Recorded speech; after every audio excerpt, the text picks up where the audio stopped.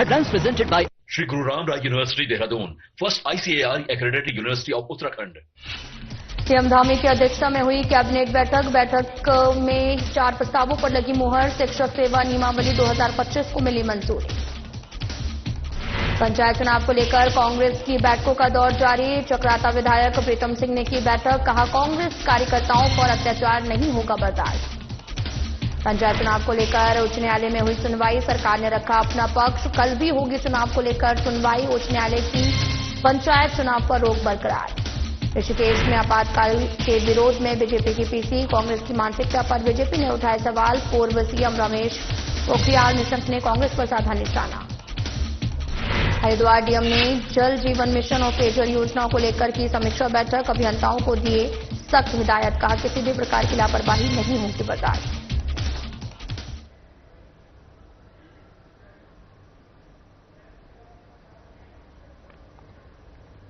नमस्कार, मैं हूं आपके साथ अंकिता पाल। बुलेटिन की शुरुआत करते हैं। आपातकाल के विरोध में भारतीय जनता पार्टी ने आज का दिन काले दिवस के रूप में मनाया है। भारतीय जनता पार्टी ने मौके पर ऋषिकेश में प्रेस कॉन्फ्रेंस की, जिसमें पूर्व सीएम रमेश पोखरियाल निशंक पहुंचे। रमेश पोखरियाल निशंक का तमाम दिग्गज नेताओं ने बीजेपी कार्यालय में स्वागत और सम्मान किया है। इस दौरान रमेश पोखरियाल निशंक ने कहा कि 50 साल पहले अपनी कुर्सी बचाने के लिए इंदिरा गांधी ने संविधान को ताक पर रख दिया था। देश की बात करने वालों को इंदिरा गांधी ने जेल भेजा था। पत्रकारों की आजादी पर भी प्रतिबंध लगाया था। निशंक ने यह भी कहा कि आज भी कांग्रेस की मानसिकता नहीं बदली है। वर्तमान समय में भी कांग्रेस लोकतंत्र पर विश्वास नहीं करती। प्रेस कॉन्फ्रेंस में निशंक कांग्रेस की मानसिकता पर तो सवाल खड़े करते नजर आए, लेकिन निशंक इस बात का जवाब नहीं दे सके कि आखिरकार जिस पार्टी की वे लगातार आलोचना कर रहे हैं, उस पार्टी के कार्यकर्ताओं को बीजेपी भर भर कर अपने खेमे में क्यों शामिल कर रही है।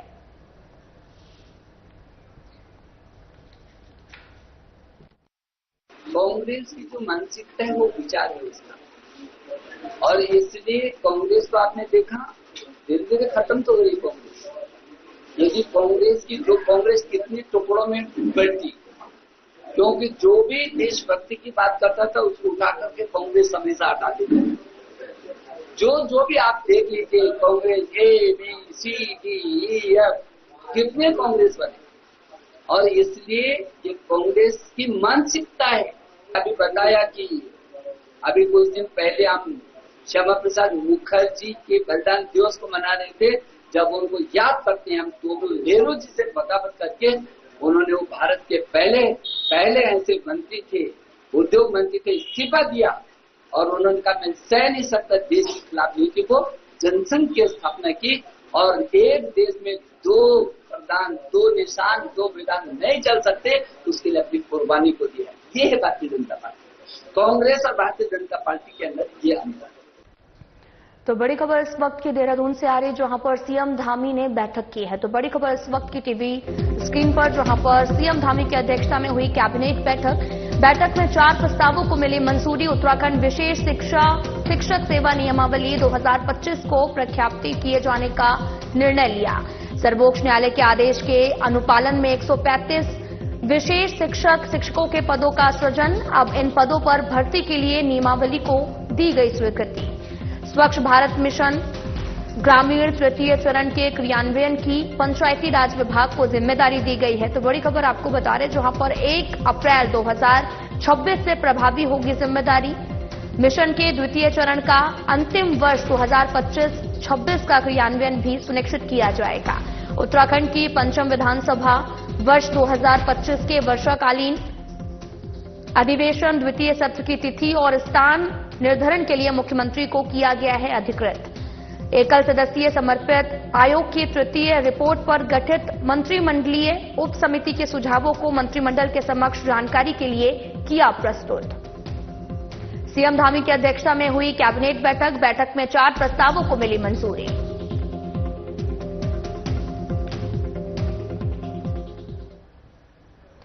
गवर्नमेंट रेलवे पुलिस GRP ने जहर खुरानी गिरोह के 2 सदस्यों को गिरफ्तार किया है, जिनके कब्जे से पुलिस ने नशीले कैप्सूल और 3,500 रुपए की नकदी बरामद की है। आरोपियों को पुलिस ने न्यायालय में पेश किया, जहां पर कोर्ट के आदेश पर पुलिस ने आरोपियों को जेल भेज दिया है। मामले का खुलासा एसपी जीआरपी तृप्ति भट्ट ने किया है। उन्होंने बताया कि कुछ दिन पहले चारधाम यात्रा से वापस लौट रही इंदौर की 8 महिलाओं को आरोपियों ने चलती ट्रेन में लूट लिया था। लूट की वारदात से पहले आरोपियों ने महिलाओं का सामान ट्रेन में चढ़ाकर उनका विश्वास जीता, फिर कोल्ड ड्रिंक में नशीला पदार्थ मिलाकर पिला दिया। दिल्ली हजरत निजामुद्दीन पहुंचने पर महिलाओं को होश आया। उन्होंने 0 एफआईआर दर्ज कराकर कार्रवाई की मांग की है। मामला सामने आने के बाद में जीआरपी निरीक्षक अशोक कुमार की टीम ने जांच पर आरोपियों को गिरफ्तार कर लिया है। आरोपियों की पहचान प्रताप सिंह निवासी बुलंदशहर और किशन निवासी सुपौल बिहार के रूप में हुई है। प्रताप सिंह के खिलाफ उत्तर प्रदेश में इस प्रकार के कई मुकदमे दर्ज हैं। एसपी ने इस बड़ी कामयाबी पर पुलिस पूरी टीम को भी इनाम के तौर पर 5,000 रुपए दिए हैं। क्राइम रहता है रेलवे पुलिस के लिए, और एक बहुत सफलता जीआरपी देहरादून को मिली है, जिसमें इंदौर मध्य प्रदेश से आई हुई 8 महिलाओं को इस जहर खुरानी गिरोह ने अपना निशाना बनाया था। इन महिलाओं के मंगलसूत्र, कुछ कैश और मोबाइल फोन्स, इनके द्वारा कोल्ड ड्रिंक में नशीला पदार्थ मिला के इन महिलाओं को पिला के ये सारी वारदात को अंजाम दिया गया था। ये जो महिलाएं हैं, इनके द्वारा हजरत निजामुद्दीन स्टेशन में 0 एफआईआर लिखवाई गई। जैसे ये लोग होश में आए और ये मुकदमा 0 में पंजीकृत होकर फिर हमें ट्रांसफर हुआ। काफी टेक्निकल सर्वेलेंस और मैनुअल इंटेलिजेंस और जो महिलाओं के द्वारा हुलिया बताया गया था, सीसीटीवी फुटेज का अवलोकन, काफी गहन मेहनत के बाद हमारी टीम को सफलता मिली, जिसमें 2 लोग प्रताप सिंह और किशन सिंह, 2 अभियुक्त हमारे इसमें हमारे द्वारा जो नशीले पदार्थ की टैबलेट्स हैं उनकी बरामदगी भी की गई है। इसके अतिरिक्त कुछ कैश भी बरामद हुआ है। महिलाओं के द्वारा इनकी शिनाख्त की गई है और जो टीम है उसको हमारे द्वारा 5,000 रुपए का नकद इनाम पुरस्कृत किए जाने की घोषणा की जाती है। और ये काफी बड़ी सफलता है, चूंकि चारधाम यात्रा में जिन महिलाओं को निशाना बनाया गया वो अन्य प्रदेश से यहाँ पे आई थी, तो इससे प्रदेश की छवि का भी प्रश्न था और काफी अच्छी सफलता हमारी जीआरपी देहरादून को प्राप्त हुई है। जागरूकता अभियान चलाते हैं, समय समय पर इसके विषय में हमारे द्वारा फ्लेक्स और उसके अलावा लाउड हेलर से अनाउंसमेंट किया जाता है। जितनी भी हमारी ट्रेन में ड्यूटीज लगती हैं, एस्कॉर्ट ड्यूटीज लगती हैं, उनके द्वारा भी समय समय पर महिला संबंधी अपराध, चेन स्नैचिंग, जहर खुरानी और अन्य विभिन्न प्रकार के अपराधों के लिए जनता को जागरूक किया जाता है। जनपद हरिद्वार को नशा मुक्त करने के लिए लगातार किए जा रहे प्रयासों के क्रम में एसएसपी प्रमेंद्र सिंह डोभाल द्वारा दिए गए निर्देश पर हरिद्वार पुलिस द्वारा ऋषिकुल मैदान से जो है वो नशा मुक्ति अभियान के तहत एक बाइक रैली का आयोजन किया गया। रैली का शुभारंभ पुलिस अधीक्षक नगर पंकज गौरेला द्वारा हरी झंडी दिखाकर किया गया। रैली में सिटी क्षेत्र के थाना चौकियों से बड़ी संख्या में पुरुष और महिला पुलिसकर्मियों ने बाइक और स्कूटी सहित प्रतिभाग किया गया। इस रैली का मुख्य उद्देश्य समाज में नशे के दुष्प्रभावों के प्रति जागरूकता बढ़ाना और युवाओं को नशा मुक्त जीवन शैली अपनाने के लिए प्रेरित करना है। दोपहिया और सरकारी चौपहिया वाहनों के साथ निकाली गई इस रैली में नशे के दुष्प्रभावों के बारे में जागरूकता फैलाई गई। लोगों को नशा मुक्ति के महत्व के बारे में बताया गया। इस दौरान एसपी पंकज गौरेला ने बताया कि हरिद्वार पुलिस द्वारा नशा मुक्ति अभियान के तहत भविष्य में कई कार्यक्रम आयोजित किए जाएंगे। इन कार्यक्रमों के माध्यम से समाज नशे के दुष्प्रभावों के प्रति जागरूकता बढ़ाने और लोगों को नशा मुक्ति के महत्व के बारे में बताने का प्रयास किया जाएगा। आज ये ड्रग फ्री देवभूमि और के उसमें किए जाने के उपलक्ष्य में पुलिस द्वारा एक रैली आयोजित की गई है, जो हरकीपैड़ी होते हुए ऋषिकुल मैदान से स्टार्ट होकर फिर वहाँ पे वापस आएगी। ये हमारा जो है नशा मुक्ति का पखवाड़ा मनाया जा रहा है 12 से 26 जून तक। उसी के क्रम में ये कार्यक्रम आयोजित एक संदेश देने दिया जा रहा है कि जितना भी हम नशे से दूर रहेंगे, हमारी युवा पीढ़ी दूर रहेगी, उससे जो है हम एक नए भारत का निर्माण कर सकते हैं। तो उसमें पुलिस विभाग के द्वारा आज ये रैली आयोजित की जा रही है। हरिद्वार डीएम मयूर दीक्षित ने जिला कार्यालय सभागार में जल जीवन मिशन और पेयजल योजनाओं की समीक्षा बैठक कर अभियंताओं को सख्त हिदायत दी है। डीएम मयूर दीक्षित ने कहा कि ग्रामीण और शहरी क्षेत्रों में सुरक्षित पेयजल आपूर्ति सुनिश्चित करना सभी की प्राथमिक जिम्मेदारी है। लापरवाही करने वाले या तो काम में सुधार करें या स्वयं के तबादले की तैयारी करें। उन्होंने जल जीवन मिशन के तहत जनपद में चल रहे कार्यों की धीमी प्रगति पर असंतोष जताया है और साफ शब्दों में कहा कि किसी भी प्रकार की लापरवाही अब बर्दाश्त नहीं की जाएगी। उन्होंने निर्देश दिए कि 27 जून तक यदि प्रगति नहीं दिखी तो संबंधित सहायक विकास अधिकारियों का जून का वेतन रोक दिया जाएगा। उन्होंने सभी सहायक विकास अधिकारी पंचायत को 3 दिन के भीतर ग्राम सभा की खुली बैठकें आयोजित कर हर घर जल प्रमाणीकरण सुनिश्चित करने के निर्देश दिए हैं। जनपद में जल जीवन मिशन में अंतर्गत कार्य किए जा रहे हैं, उसकी समीक्षा बैठक की गई थी और उसमें जो कार्यदायी संस्था है उनकी प्रगति की समीक्षा की गई। कुछ जो कार्यदायी संस्थाओं के द्वारा संतोषजनक कार्य नहीं किया जा रहा था और कुछ क्वालिटी के इश्यूज भी आ रहे थे, तो उसमें सख्त हिदायत दी गई है अधिकारियों को कि तत्काल अपनी कार्यशैली में इंप्रूवमेंट करें, जो योजना का कंप्लीशन है वो टाइमली हो। और इसके साथ ही लगातार लोगों से फीडबैक लेते रहें, जहाँ पे भी सर्टिफिकेशन हो रहा है वहाँ पर देखें पानी आ रहा है और पानी की क्वालिटी भी टेस्ट करें, जिससे कि जो भी पेयजल हम सुविधा प्रोवाइड कर रहे हैं सुविधा के माध्यम से उसकी क्वालिटी अच्छी हो। ऋषिकेश के सरकारी अस्पताल में वैक्सीनेशन के लिए हाईटेक सुविधाओं से सुसज्जित कमरा तैयार किया जा रहा है, जिसमें वैक्सीनेशन के लिए आने वाले मरीजों को एयर कंडीशन की हवा और साथ ही खाने को मिलेगी और आरामदायक सीटों पर बैठने का मौका मिलेगा। अधिक भीड़ होने पर भी लोगों को परेशानी नहीं होगी। जिलाधिकारी सविन बंसल के निर्देश पर सरकारी अस्पताल में यह सुविधा प्रशासन ने जुटानी शुरू की है। इस संबंध में आज एसडीएम ऋषिकेश योगेश मेहरा साथ ही सरकारी अस्पताल पहुंचे। उन्होंने अस्पताल परिसर का निरीक्षण किया और सीएमएस से वैक्सीनेशन कमरे के संबंध में चर्चा की है। एसडीएम योगेश मेहरा ने बताया कि फिलहाल अस्पताल के एक छोटे कमरे में वैक्सीनेशन किया जा रहा। गर्मी और उमस की वजह से लोगों को कमरे में वैक्सीनेशन कराने में दिक्कतों का सामना करना पड़ रहा है। डीएम सविन बंसल ने बीते दिनों अस्पताल का निरीक्षण कर इस समस्या पर अपना फोकस किया था। डीएम के निर्देश पर वैक्सीनेशन कमरे को जल्द ही बदलने की तैयारी की जा रही है। पुराने कमरे के सामने बड़े कमरे को हाईटेक वैक्सीनेशन रूम के रूप में जो है वो तैयार किया जा रहा है।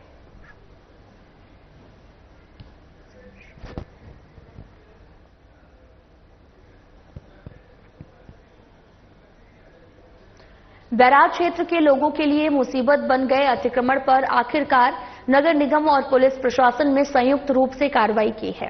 3 दर्जन से अधिक अतिक्रमण प्रशासन की टीम ने हटा दिए हैं। दिलचस्प बात यह है कि अतिक्रमण करने में एम्स के कर्मचारियों ने अपनी अहम भूमिका निभाई है, जो एम्स में नौकरी करके तो सरकार से मोटी तनख्वाह ले रहे हैं, साथ ही सड़क पर अतिक्रमण करके भी अपने धंधे संचालित करने में लगे हैं। आज बैराज से वीरभद्र मंदिर तिराहे तक नगर निगम और पुलिस प्रशासन ने संयुक्त रूप से अतिक्रमण हटाने के खिलाफ अभियान चलाया। अभियान चलाते ही अतिक्रमण करने वालों में हड़कंप मच गया। अपना सामान जब्त होने से बचाने के लिए भी अतिक्रमण करने वाले लोगों ने फुटपाथ पर किया कब्जा हटाना शुरू कर दिया। फिर भी नगर निगम की टीम ने दर्जन भर से अधिक अतिक्रमण को अपने कब्जे में लिया है। ज्यादातर अतिक्रमण फास्ट फूड वैन संचालित करने वालों ने किया था। खास बात यह भी है कि अतिक्रमण हटाओ अभियान के दौरान एम्स में कार्यरत कई कर्मचारी मौके पर आए। उन्होंने अतिक्रमण को अपना बताते हुए मोहलत देने की मांग की, लेकिन प्रशासन ने उनकी एक ना सुनी है और एक के बाद एक अतिक्रमण पर कार्रवाई होती रही। पार्षद लव कंबोज ने भी बताया कि एम्स के कर्मचारियों ने अतिक्रमण किया हुआ है। ये चौंकाने वाला भी मामला है। इस संबंध में जल्द ही एम्स के अधिकारियों को पत्र दिया जाएगा। सफाई निरीक्षक अभिषेक मल्होत्रा ने बताया कि 3 दर्जन से अधिक अतिक्रमण पर कार्रवाई की गई है और ये अभियान आगामी दिनों में लगातार चलाया जाता रहेगा। एम्स चौकी प्रभारी निखिलेश बिस्ट ने बताया कि अतिक्रमण करने वालों के खिलाफ चालान काट जुर्माना वसूल करने की कार्रवाई भी की गई है।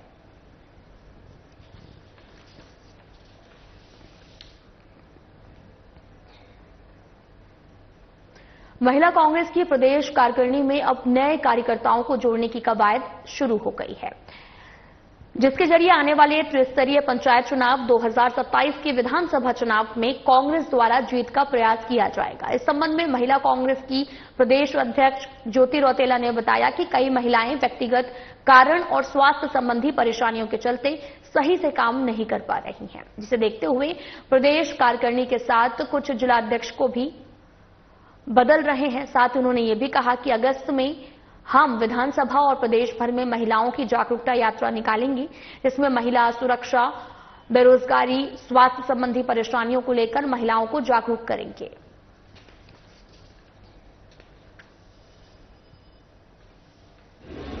प्रदेश में जो लोग, हम लोगों ने पहले महिला कांग्रेस के कार्यकारिणी में लोग थे और वो सक्रिय रूप से काम नहीं कर पा रहे किसी भी वजह से, कोई व्यक्तिगत कारण है या स्वास्थ्य की वजह से, तो कुछ नए लोगों को हम लोग प्रदेश कार्यकारिणी में और कुछ जिलाध्यक्ष हम लोग बदल रहे हैं।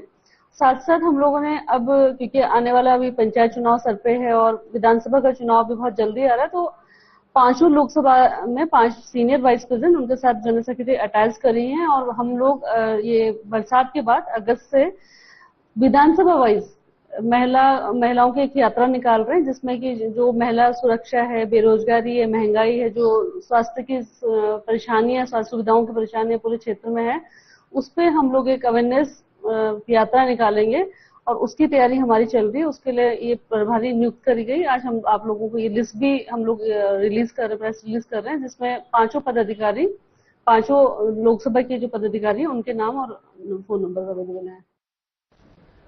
पंचायत चुनाव को लेकर बैठकों का दौर जारी है और इसी दौरान आपको यह भी बताते चलें कि कांग्रेस की बैठकों का दौर लगातार जारी है। पंचायत चुनाव को लेकर कांग्रेस की बैठकों का दौर जारी। चुनाव को लेकर चक्राता विधायक प्रीतम सिंह ने त्यूड़ी में बैठक की है। भारी बारिश में छतरी के नीचे विधायक प्रीतम सिंह ने जनता को संबोधित किया। बारिश के बावजूद कार्यकर्ताओं और जनता में उत्साह देखने को मिला। एकजुटता के साथ में चुनावों तैयारियों में जुट जाने का भी आह्वान किया है। तो बड़ी खबर आपको बता रहे, जहां पर जनता ने बीजेपी को सबक सिखाने का मन बना लिया है। प्रीतम सिंह ने कहा कि किसी के बहकावे में न आए, जनता के लिए करता रहूंगा संघर्ष। कांग्रेस कार्यकर्ताओं पर अत्याचार नहीं होगा बर्दाश्त।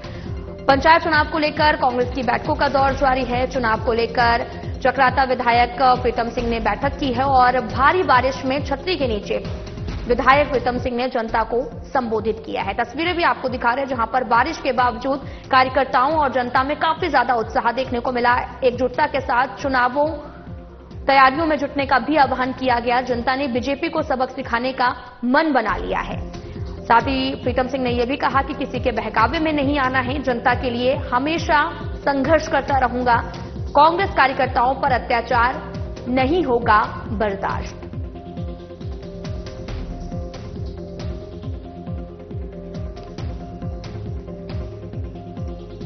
कांग्रेस कार्यकर्ताओं पर अत्याचार नहीं होगा बर्दाश्त। पंचायत चुनाव को लेकर बैठकों का दौर जारी है।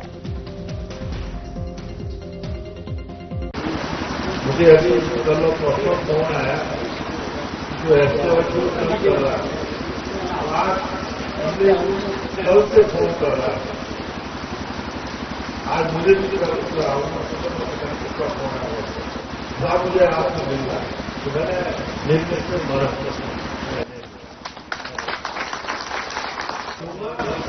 तो 2 बातों से कहूंगा कि भाई जो तू हरकतें कर रहा है इसे बंद कर, सबको बात होगी, नहीं तो उसको ठीक है सरकार में रहिए, लेकिन हम मदद करते हैं, लड़ सकते हैं, लड़के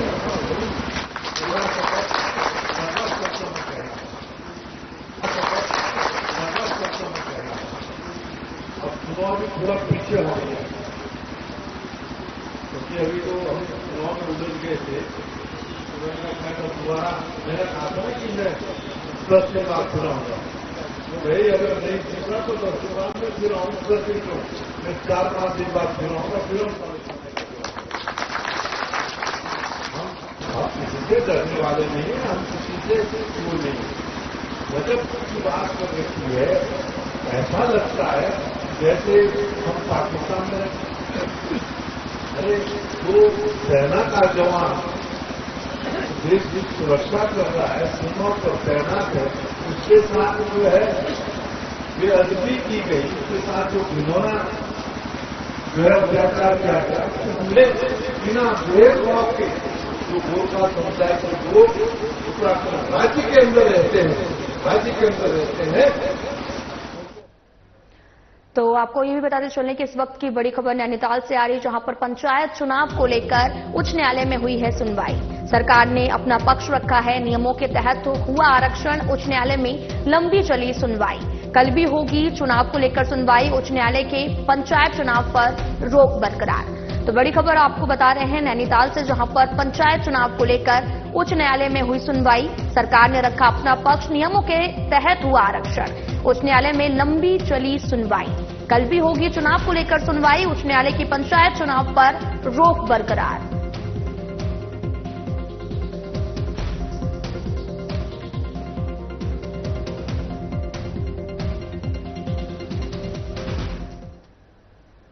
तो बड़ी खबर इस वक्त की देहरादून से आ रही, जहां पर आपको बताते चलें कि इस वक्त की बड़ी खबर आईएएस बंशीधर तिवारी को मिली है एक और बड़ी जिम्मेदारी। बंशीधर तिवारी बने मुख्यमंत्री के अपर सचिव। संयुक्त सचिव राजेंद्र सिंह पतियाल ने जारी किया आदेश। बंशीधर तिवारी महानिदेशक सूचना MDDA-BC को भी निभा रही जिम्मेदारी। सीएम धामी के विश्वास पात्र हैं आईएएस बंशीधर तिवारी। तो बड़ी खबर इस वक्त की, आईएएस बंशीधर तिवारी को एक बड़ी जिम्मेदारी मिली है। बंशीधर तिवारी बने हैं मुख्यमंत्री के अपर सचिव। संयुक्त सचिव राजेंद्र सिंह पतियाल ने जारी किया है आदेश। बंशीधर तिवारी महानिदेशक सूचना और MDDA-BC की भी निभा रहे हैं जिम्मेदारी। सीएम धामी के विश्वास पात्र हैं बंशीधर तिवारी। आईएएस बंशीधर तिवारी को एक बड़ी और अहम जिम्मेदारी मिली है।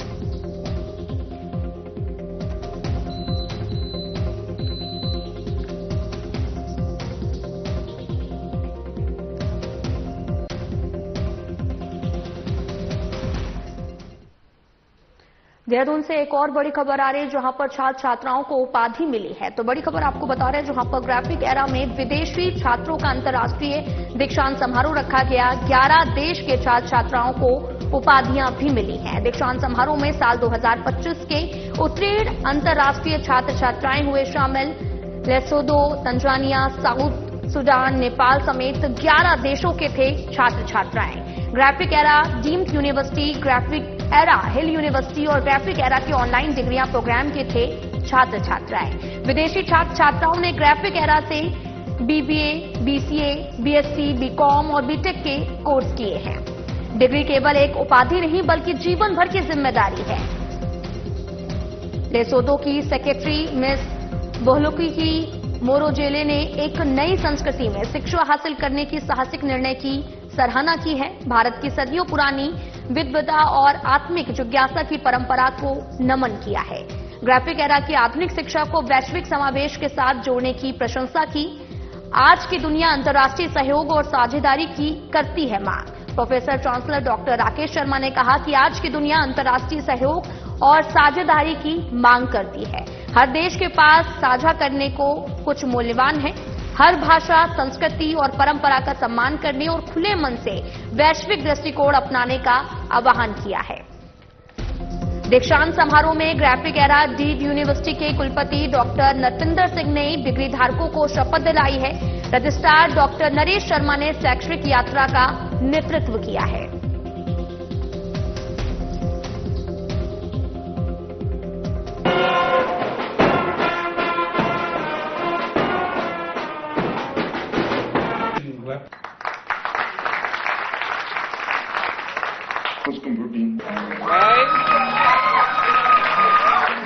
Look at.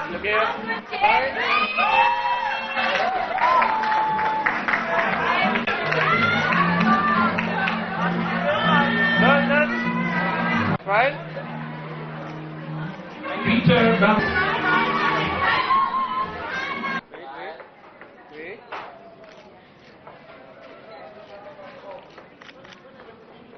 Thank you.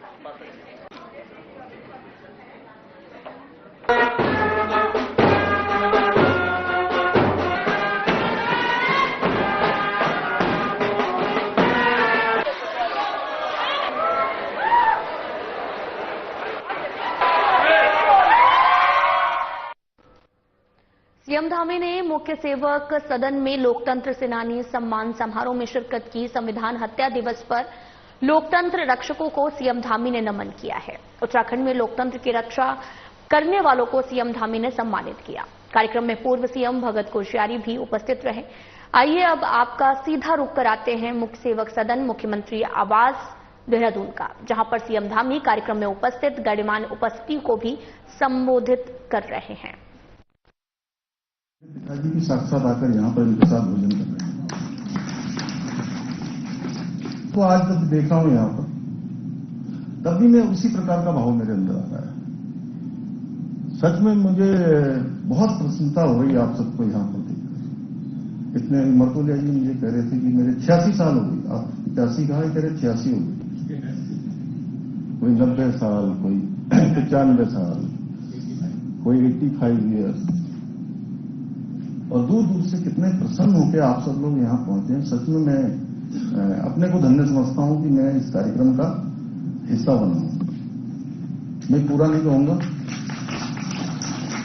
तो मैं आप सबका बहुत हृदय से यहाँ पहुंचने पर, और इसका नाम पहले मुख्यमंत्री सदन होता था, मैंने इसका नाम भी परिवर्तन कर दिया।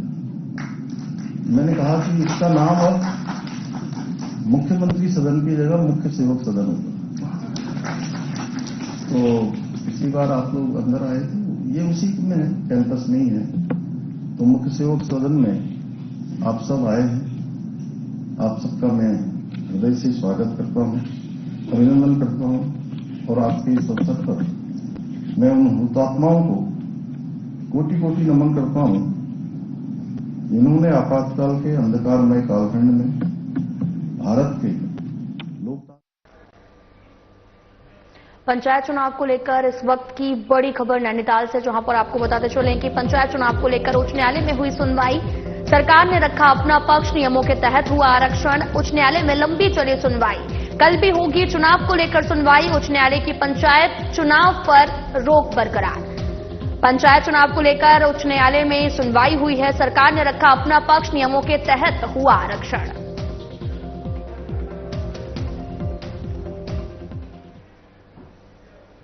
फिलहाल बुलेटिन में इतना ही। नमस्कार।